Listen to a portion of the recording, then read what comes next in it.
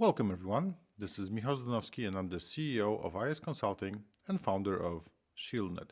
And today it's going to be my pleasure to provide you a little bit more of a guidance into what we've been doing for the past couple of months. So without further ado, let's get to it. Alright, so what exactly is ShieldNet? Well, ShieldNet is an ecosystem. It's not only a framework or standard or a community. It actually combines all of those elements into one place. Why SMEs? Well, SMEs make up 99% of all enterprises in the EU. They also provide jobs to almost 100 million employees. They also make up 53% of all the GDP in the European Union. So as you can see, we have a lot of challenges and obstacles when it comes to regulatory perspective. Now, what exactly are those obstacles that I've been talking about? So a lot of organizations say they don't have the money, they don't have the knowledge, they lack personnel. They, of course, concentrate mostly on their business objectives rather than their regulatory objectives when it comes to cybersecurity. And of course, those legal requirements, they just keep on coming up. Now, over the past 4 years, number of incidents, major incidents in the European Union has almost doubled. And a lot of those organizations that we work with, they say, well, we're too small for the attackers to hit us. Well, maybe not too small for the attackers, but you're just too small for media to cover your story. And that's the big problem, because a lot of the organizations that have been hit with a cybersecurity incident, then they don't make it actually past that incident. They just close their business because they have nothing to come back to. So that's why we've created this initiative. And this initiative is not something that we've said that, well, now let's make a new standard, let's just invent something from scratch and let's push it out there. No, it's actually based on the EU strategy that has been developed mostly since 2018, when the first NIS directive came out, or actually that's more into 2016. However, in Poland, NIS directive was transposed in 2018. Nonetheless, that initiative has kind of started up the whole process into building better and safer, secure, and more, of course, cyber secure organizations in the EU. And we see a big struggle. Why? Because most of the times we talk about enterprises, huge enterprises that hire large amount of employees. They have specific cybersecurity teams. Smaller organizations, they don't. Nonetheless, they do also require a little bit more of a help when it comes to cybersecurity. So what we've done is that we have transposed what EU has created and put it into an ecosystem. So if you take a look at the 4 pillars of the EU cybersecurity strategy, we have prevent, detect, respond, and deter. Each of those elements, each of those segments actually is made up of whether it's going to be regulations, whether it's going to be tools, whether it's going to be processes, and of course, they bind all together in order to make up the whole EU strategy. Now, what we've done is that we actually took the essence of it and put it into a framework that is workable for smaller organizations. Now, why did we decide to create something from scratch?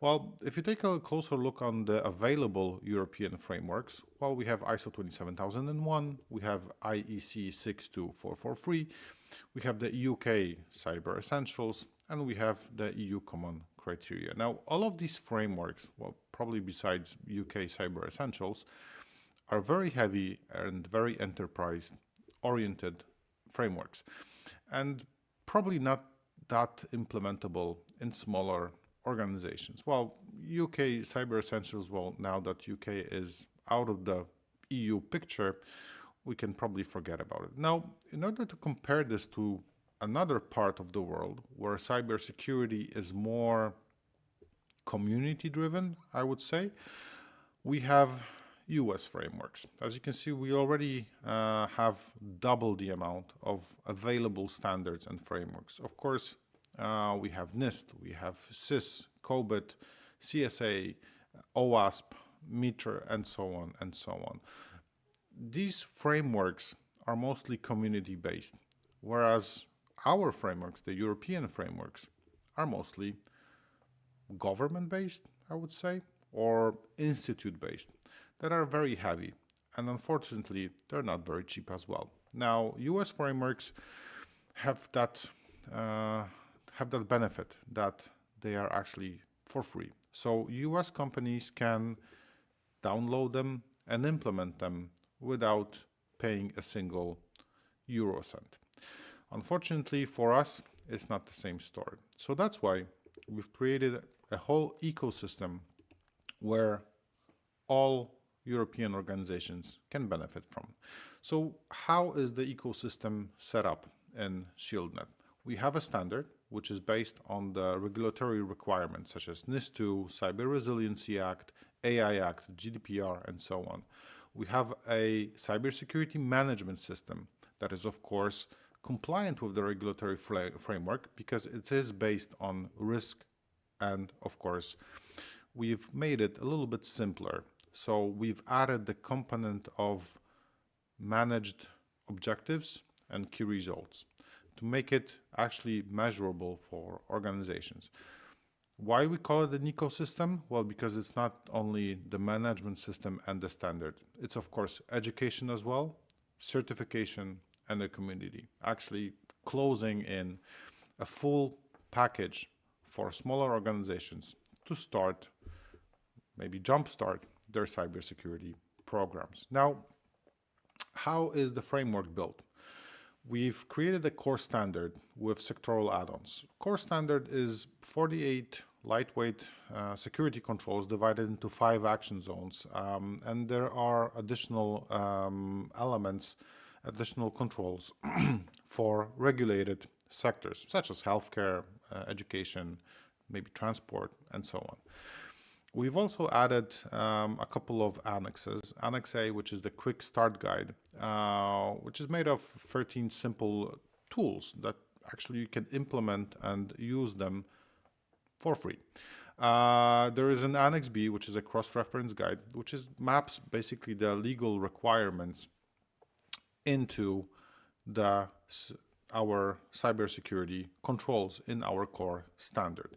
Annex C is a certification schema that we've created for organizations that actually want to validate their cybersecurity program, starting from a low maturity, which is a self-assessment, moving on to a full audited certification. Now, Annex D is an education schema where we defined what it needs to be a ShieldNet expert, a ShieldNet auditor, but also we've created some specific tracks that map into the European cybersecurity skills framework.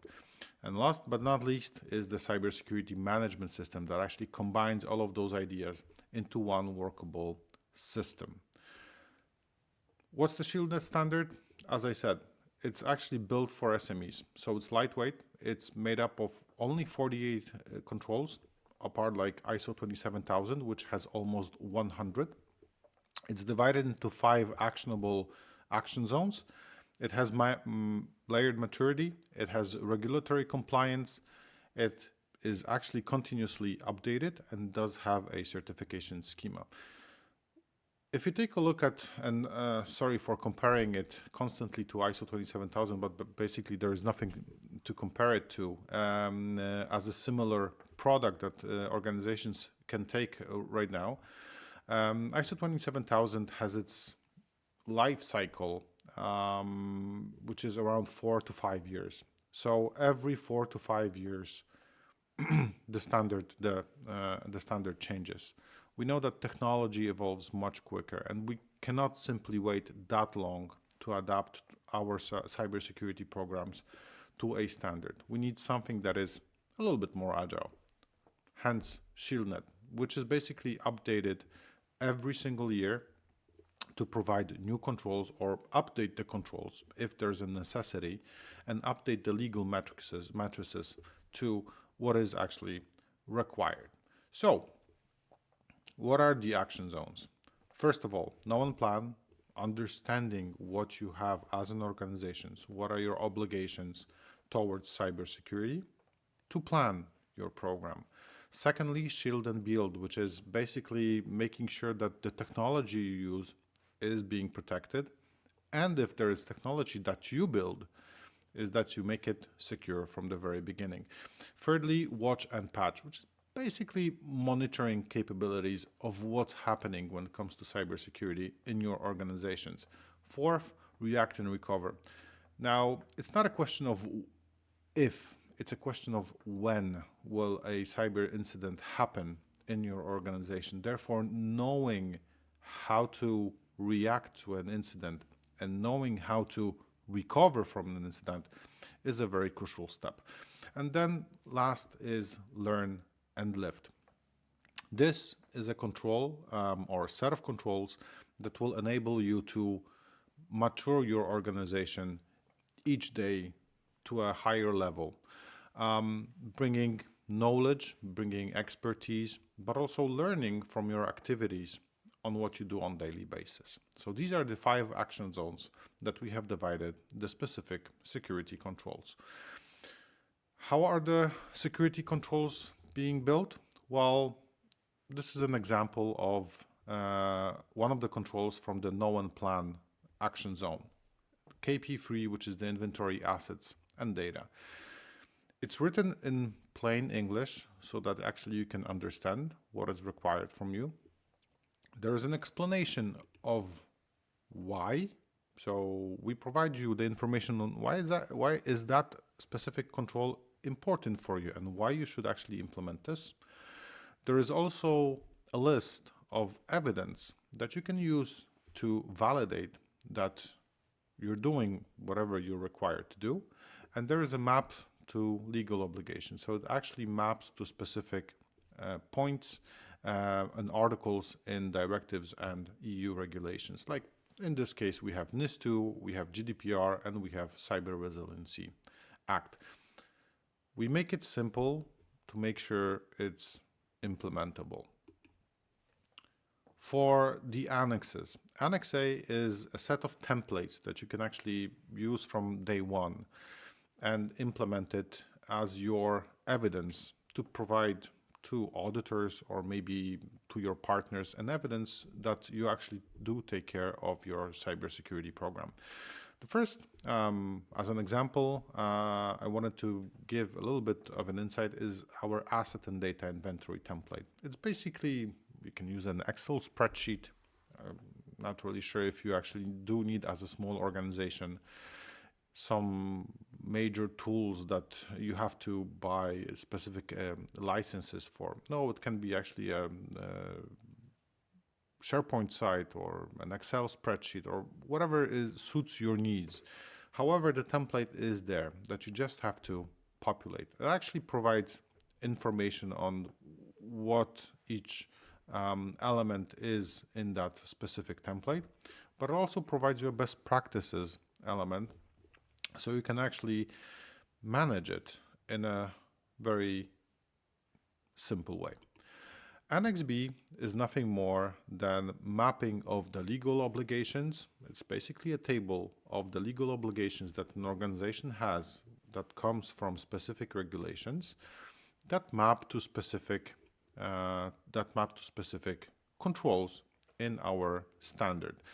We have already mapped in our core standard NIS2, GDPR, Cybersecurity Act, Cyber Resiliency Act, Cyber Solidarity Act, Digital Services Act, Data Act, and AI Act. You might ask, why that many? Well, because a lot of the organizations in the EU have to comply with those regulations. And it's basically the minimum of what an organization has to do in order to be compliant, regardless of size, whether it's a huge enterprise or a small startup.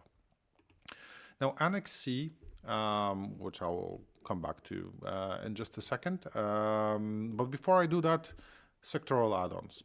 So sectoral add-ons are specific for regulated sectors like healthcare, education, transportation, energy, and so on. As an example, we have the healthcare add-on, which was already published. I think it was the first published sectoral add-on that we've done. Just because we actually work with healthcare for a longer period now. We've supported also education, we've supported transport organizations, and so on. Nonetheless, a lot of these actually organizations, they struggle with cybersecurity. So that's why we also took the sectoral regulations like MDR in healthcare or the CER in energy, and we've actually compiled them into those small add-ons. The framework is exactly the same. So there are still 5 action zones that you work on.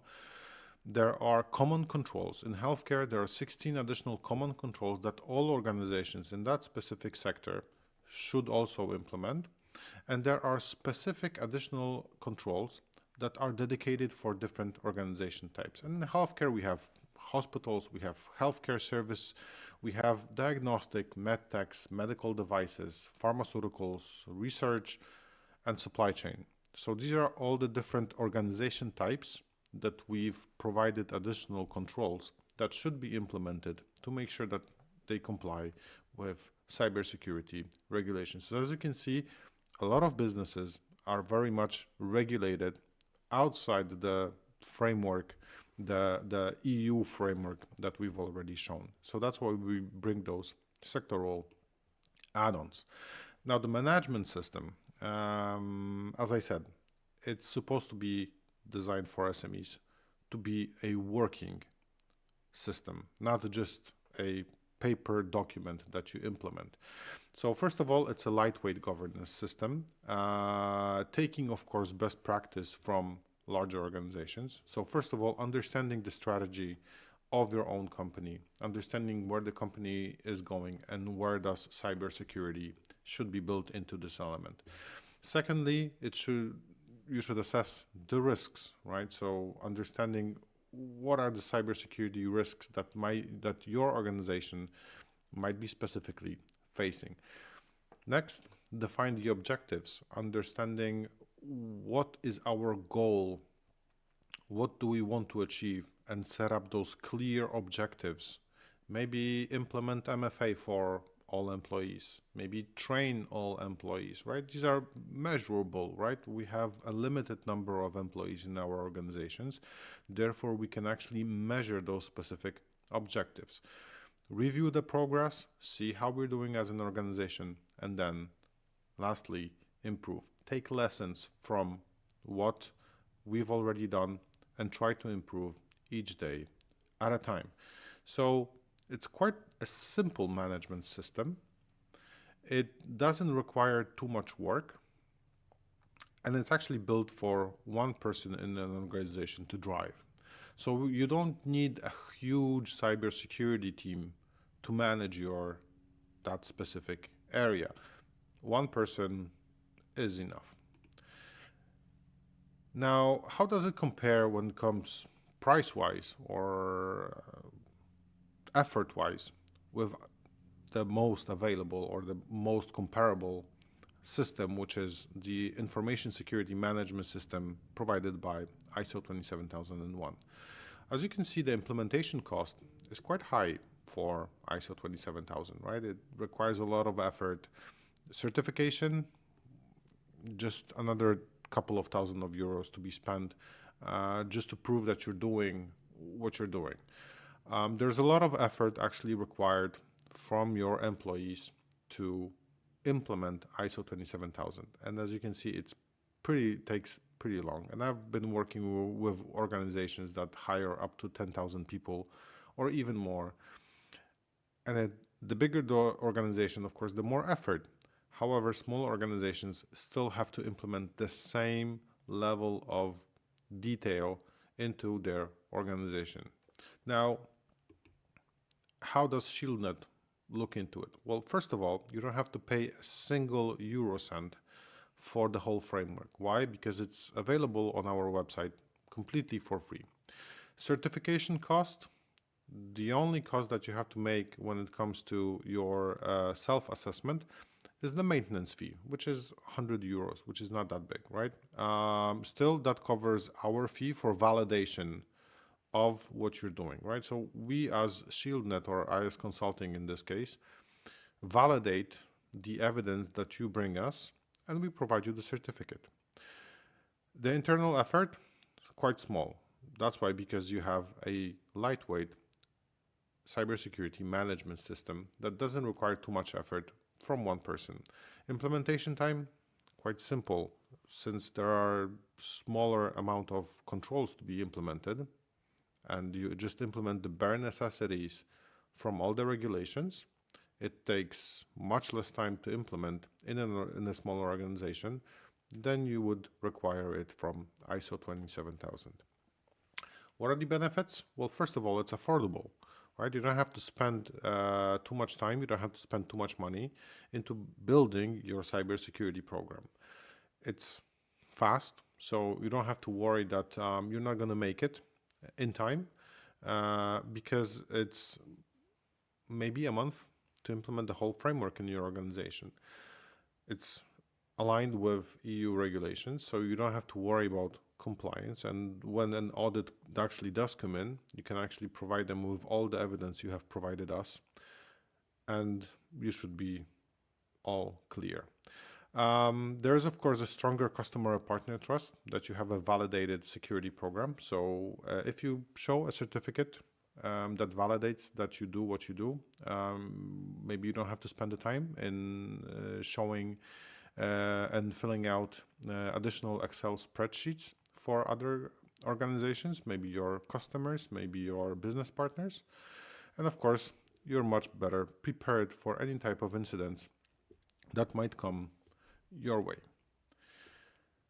How does the certification schema look like?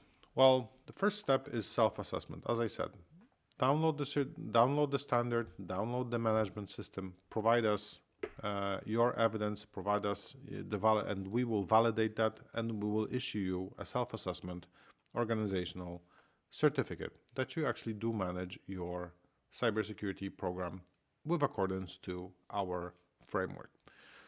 Second maturity step is an independent review. So there might be an external person that is not associated directly with ShieldNet. It might be an external auditor or whoever else that will validate that specific framework, that your organization is actually maintaining that cybersecurity management system, and that person will attest that yes, I have validated and I have verified, and you can issue that second level ShieldNet certification. Third level is, of course, the highest level of achievement that you can say it. However, it does require also from us much more implementation, because it actually requires to set up certificate certification bodies that will have appropriate procedures, that will follow a specific pathline, which is very lengthy to establish. So that's why we're not kind of there yet. Nonetheless, this is in our pipeline to make sure that you can actually reach the third and certified audit level. This certification schema is not that different from what is actually available, because the Cyber Resiliency Act brings exactly the same schema into the world, but they're doing it only for products. We're doing it for organizations.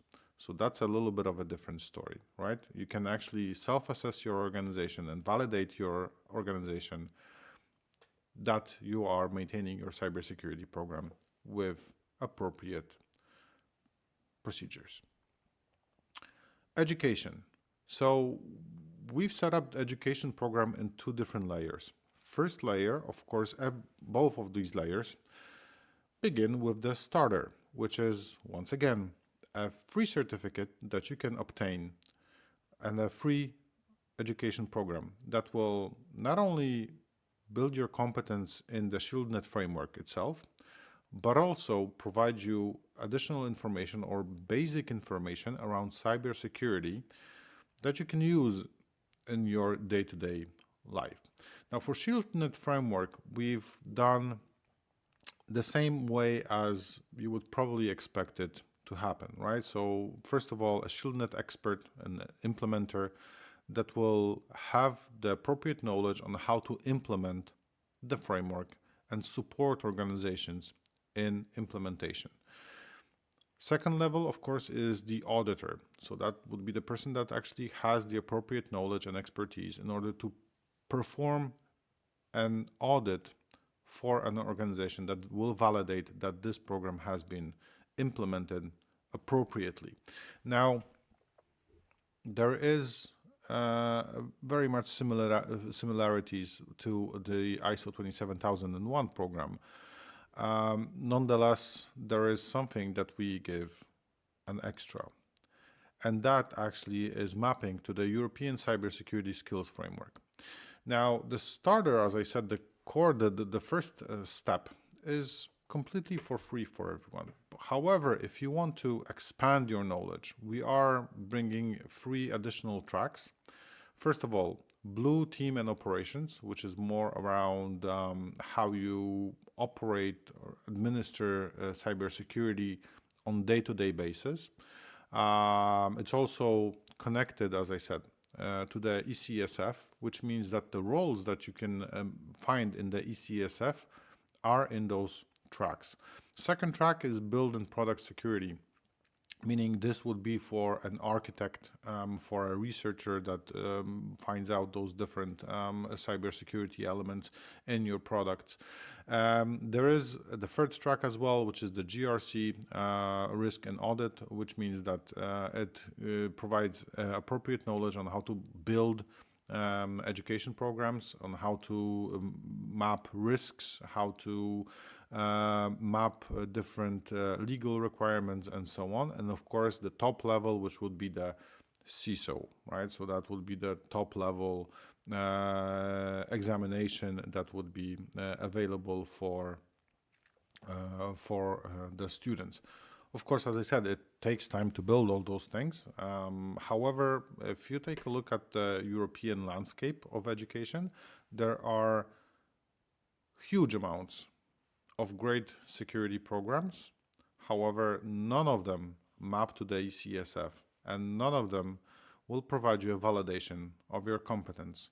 All of the certifications that we've been doing, like CISP, CISA, CEH, anything like this, actually comes from the US.